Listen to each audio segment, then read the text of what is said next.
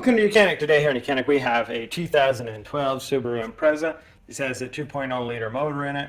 Of course this is a Subaru, so it is the boxer engine. So we're going to go over how you replace your ignition coil. If you're doing your ignition coil, you might do your spark plugs at the same time. Say you're changing out just one ignition coil, or you're changing them all out because you got misfires and you know that your spark plugs are still good, then we'll just do the option to just change the ignition coil. So to start with, your cylinders are located on the sides and they're flat. That's why it's called the boxer engine, right? So to gain access to it on either side, we got to remove a few components. On the passenger side or the right hand side of the vehicle, we just remove our air box and get that out of the way. On the driver's side, we just remove the whole battery out of the way, and then that way we have access to do that side also. So to start with, just to remove the air box, it's very simple. We have this little air inlet tube here, two little clips up on the front, and then you can be able to pop the air tube portion off. And then just undo the clip here, one here, as well as you want to disconnect your mass airflow sensor cable and get that just kind of sitting out of the way.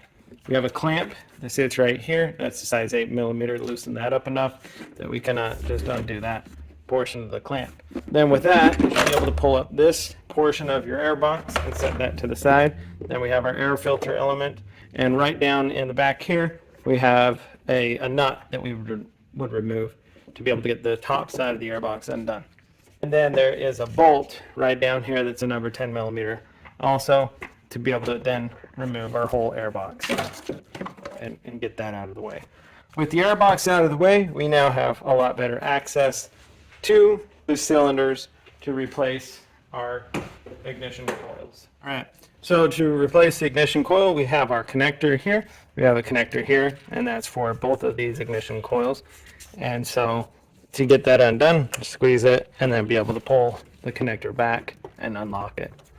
And then we can do the same on the one on the back.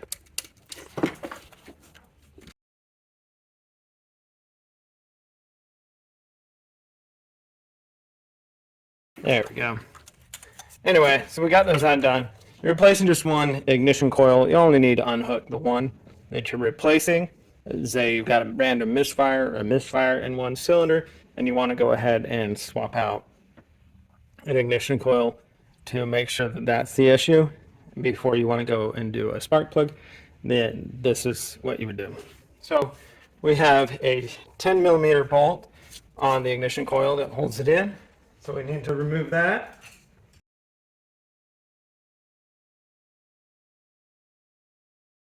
All right, remove that 10mm bolt. Now we can just as easily pull back on the ignition coil to remove that out. If it was, it could be in there a little bit stuck over time due to the swelling of the rubber, and so you may need to apply a little bit more force to pull it out. So in installing our new ignition coil, for better connection, install a little bit of dielectric grease in there, and that will give us a better connection and keep moisture out if it happens to get in there. All right, so we're able to put the new ignition coil in, and we need to secure it with that number 10mm bolt and tighten that into place.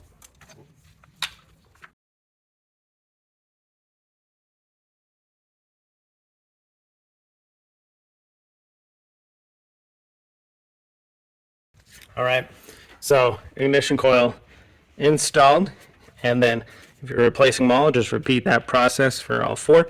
Two on this side, two on the other side. Again, like I said, you got to remove the battery box on the other side or the whole battery to be able to gain better access. Make sure you connect your cables back up, and then that would input your air box back in, as well as put your battery back in if you remove that side. How you'd replace your ignition coil on a Subaru engine 2.0. This happens to be an Impreza. Watching YOUCANIC, where you can be the mechanic.